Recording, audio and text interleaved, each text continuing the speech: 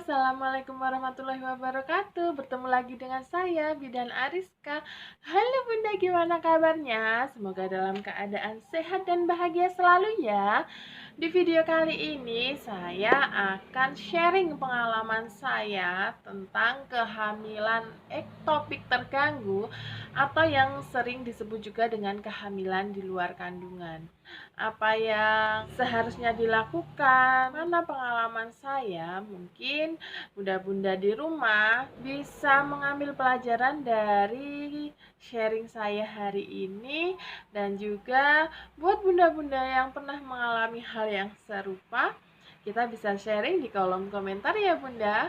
Buat Bunda yang baru ketemu sama channel ini dan baru saja bergabung, Bunda bisa bantu subscribe di bawah ya Bunda, agar saya lebih bersemangat membuat video yang lebih bermanfaat lagi untuk bunda-bunda semua.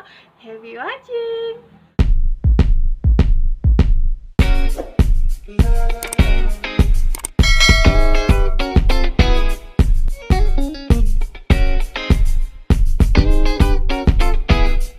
Riwayat obstetri saya ketika saya hamil kedua ini yang kemarin KET itu adalah kehamilan yang kedua.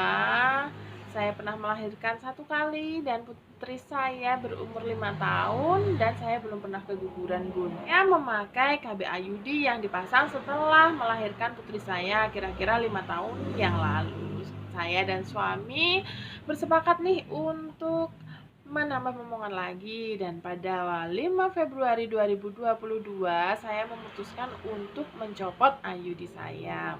Alhamdulillah bisa dicopot dengan mudah, dan saya ingin program anak laki-laki nih Bun ceritanya. Jadi nggak langsung dieksekusi nih waktu copot itu. Jadi kita memperbaiki asupan makanan kita. Saya makan makanan yang bersifat nabati, dan suami saya anjurkan untuk memakan makanan yang bersifat hewani.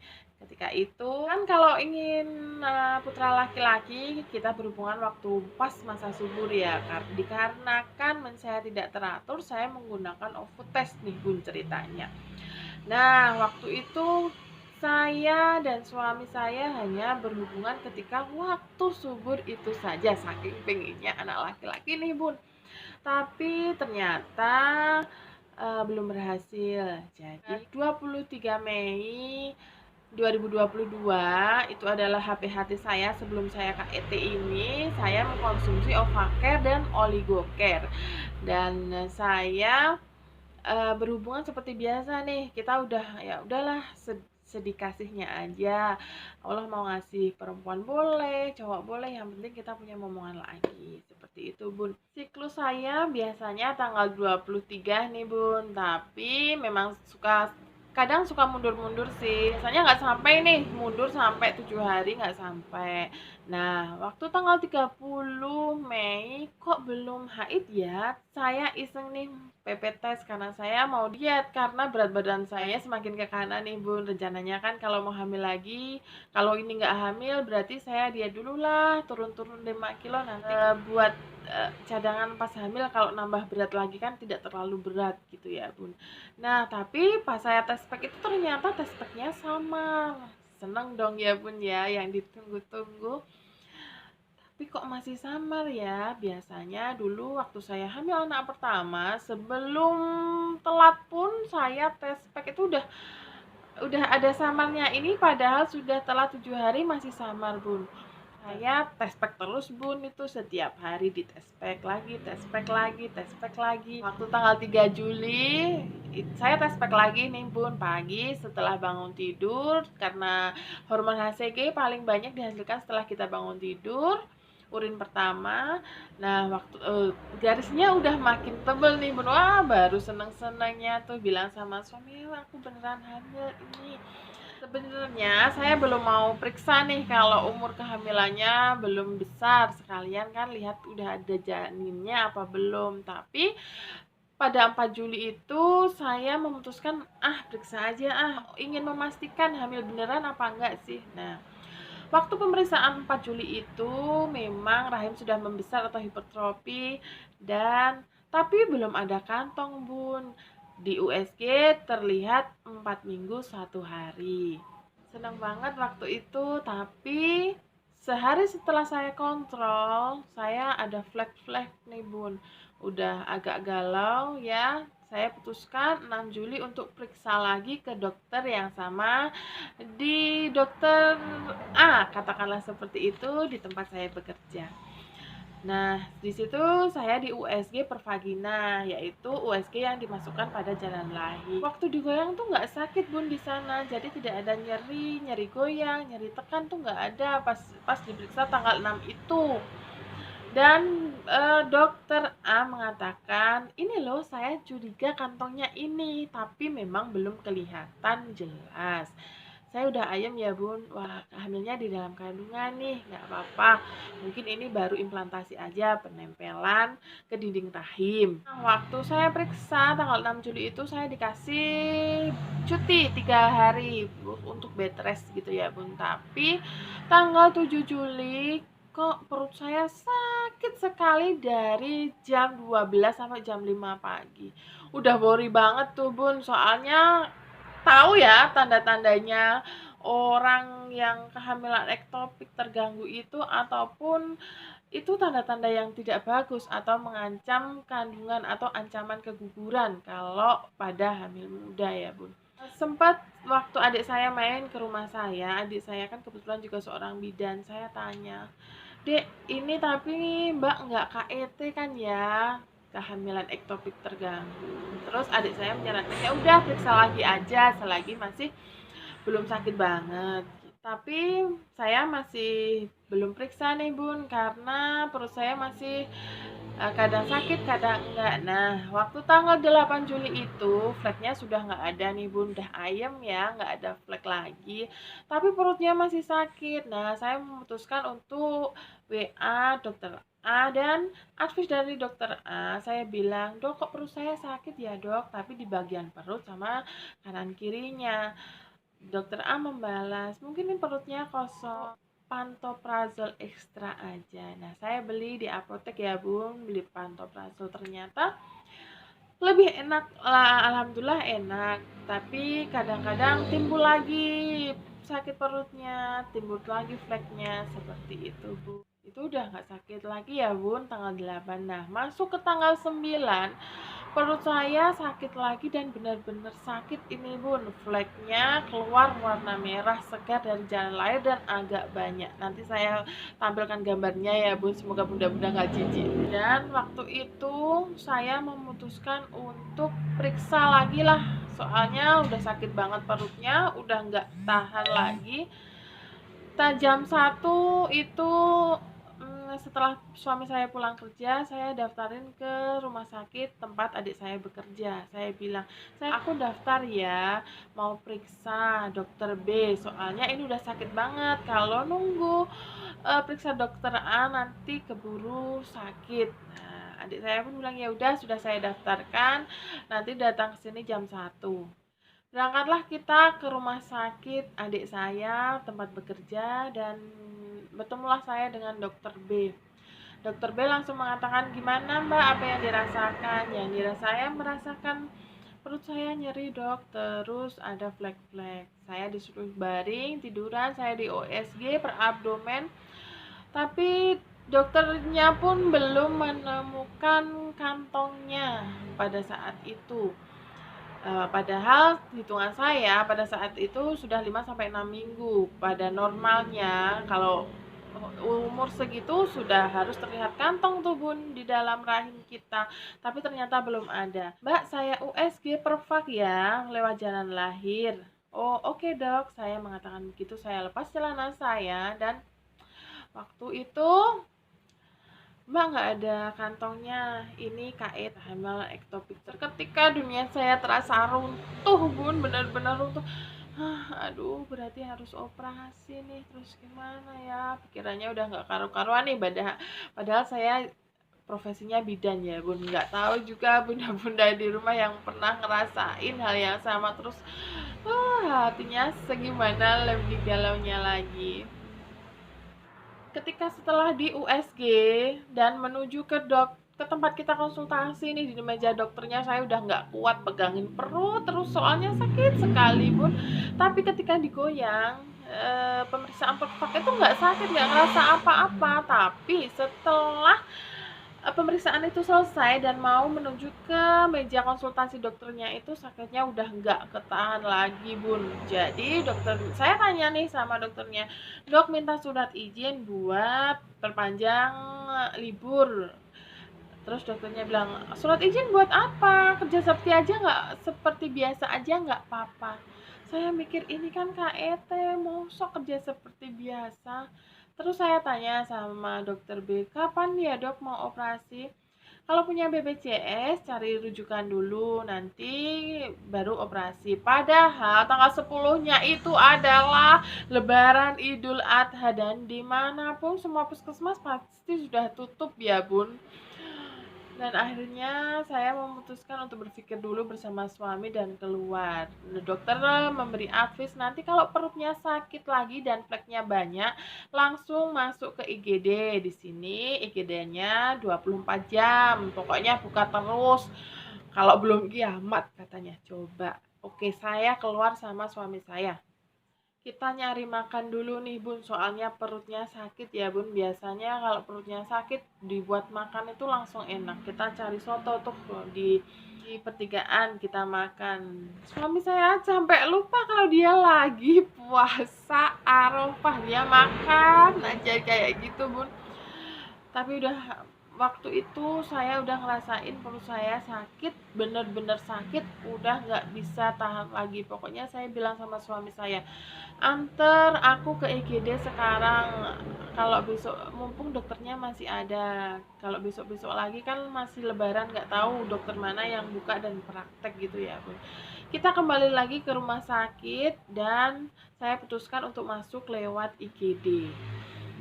Saya pikir kalau lewat IGD, emergensi kan BPJS-nya masih bisa terpakai. Nah, sesampainya saya di IGD, para perawat, saya bilang sama dokter dan perawatnya, dok, saya tadi periksa sama dokter B dan diagnosanya adalah KET dan sekarang perut saya nyeri sekali. Nah, waktu itu dikonsulkanlah sama dokter B. Dan ternyata barengan saya itu ada sesar 5 orang dan dokter B langsung mengiyakan, ya udah langsung operasi saja. Waktu itu seketika saya diinfus, terus diambil darah untuk mengecek HB-nya dan lain-lain yang untuk operasi itu CTBT dan kawan-kawannya.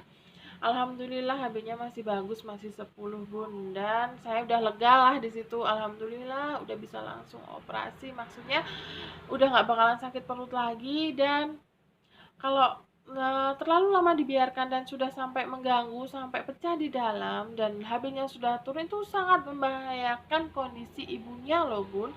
Jangan disepelekan ya Bun kalau kehamilan di luar kandungan itu. Setelah saya dipasang infus di IGD, saya menunggu ya lumayan lama. Setelah sesar itu kan saya dapat kloter terakhir nih Bun, karena KET ya, jadi nggak tahu lama apa. Sebentar kan operasinya, sampai nih di kamar operasi, ketemu sama dokter B. Wah mbak, aktingnya bagus ya gitu katanya, akting di IGD-nya bagus. Dalam hati nggak tahu podok, ini perut saya sakit banget.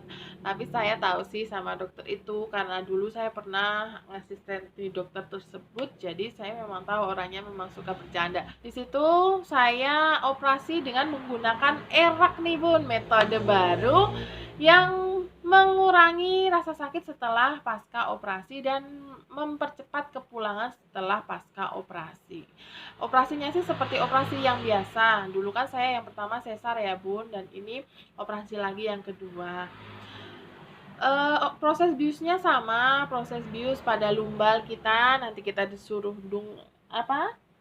nunduk gini, nanti lumbal kita disuntik oleh dokter anestesinya. Tapi biasanya kalau operasi itu kan pakai oksigen ya Bun, itu saya nggak dipakein oksigen, jadi rasanya saya tuh kok aku nggak dipakein oksigen ya, nanti kalau ada apa-apa gimana gitu, worry. Karena saya kalau di rumah sakit saya kalau operasi ataupun kuret sekalipun itu harus dipasang oksigen. Tapi saya sih ah nggak apa-apa, mungkin saya pakai BPJS, pikir saya seperti itu.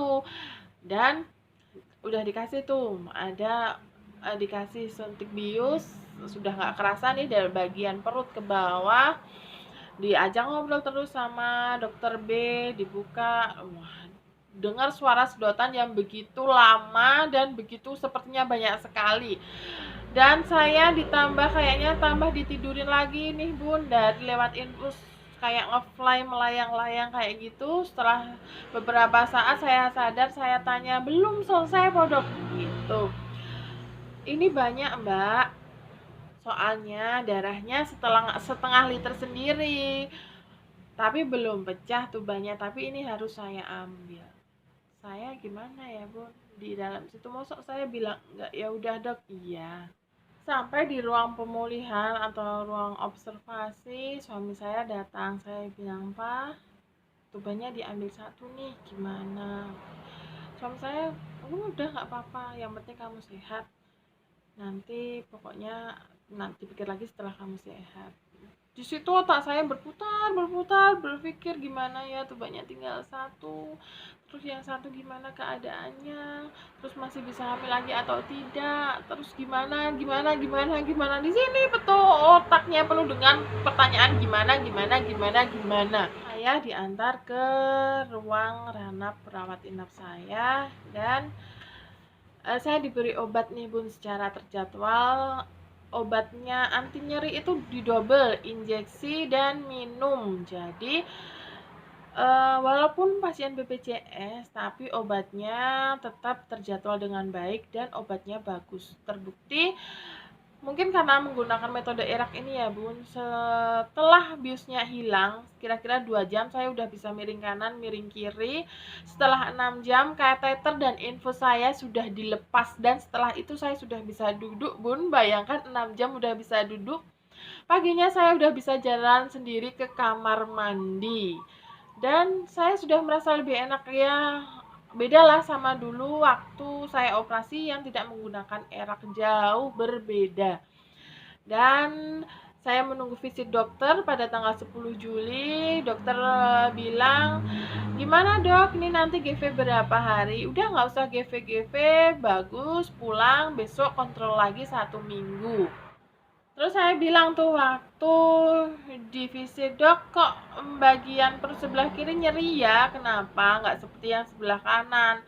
Oh, yang sebelah kiri tubannya kemarin saya ambil, saya laborat ya, saya PA, nanti hasilnya setelah 1 minggu waktu kontrol mungkin sudah jadi gitu. Wah, saya deg-degan kan ya Bun, kalau namanya di PA nanti itu hasilnya gimana gitu kan, apakah ada keganasan atau tidak, apakah memang itu produk kehamilan. Tanggal 10 Juli itu saya pulang ya Bun ke rumah, karena di tempat saya Idul Adhanya itu adalah tanggal 11 pemotongan hewan kurbannya. Allahu Akbar, Allahu Akbar, Allahu Akbar. Nah, jadi seolah nggak terjadi apa-apa nih. Mungkin tetangga saya juga nggak ngerti, keluarga saya juga nggak ngerti, kecuali ibu sama bapak saya, kalau saya habis operasi kehamilan di luar kandungan ya Bun. Nah, setelah saya berpikir di rumah, wah bakalan sakit banget nih perutnya kayak pas di operasi yang dulu, tapi ternyata setelah 3 hari, cuma 3 hari Bun, itu sakitnya. Kalau buat batuk sakit, buat bersin sakit, setelah itu sudah tidak merasakan apa-apa. Adalah tanggal 16 Juli malamnya saya udah nggak bisa tidur, kepikiran hasil PA-nya ya Bun. Kalau cuma lukanya sih saya pikir udah baik-baik saja, dan ternyata setelah saya sampai sana diganti balutan lagi nih Bun, PA-nya belum selesai. Ya udah deh, saya memutuskan untuk berangkat kerja tanggal 17 Julinya. Nah, saya kontrol lagi tanggal 23 Juli, dan alhamdulillah hasil PA-nya bagus, memang terjadi kehamilan di tuba dan tidak ada keganasan sama sekali. Dan kata dokter, saya tanya, dok kapan bisa hamil lagi? Dokter menjawab, boleh langsung hamil lagi ya mbak, tapi saya berpikiran saya akan hamil lagi setelah 3 kali siklus menstruasi. Dan dokter bilang, mbak kalau mau hamil lagi nanti saat mens hari pertama atau kedua bisa datang ke sini. Seperti itu, Bunda. Sekian ya, Bunda, sharing dari saya. Semoga bermanfaat. Ada bunda-bunda yang lain mengalami KET juga, bisa hamil lagi atau tidak, bisa komen di bawah ya, Bunda, supaya kita sama-sama menguatkan, sama-sama berjuang lagi untuk kehamilan yang selanjutnya. Semoga saya dan Bunda semua diberikan kesehatan dan kebahagiaan selalu. Sampai jumpa lagi ya, Bun. Assalamualaikum warahmatullahi wabarakatuh. Keep happy and healthy. Bye.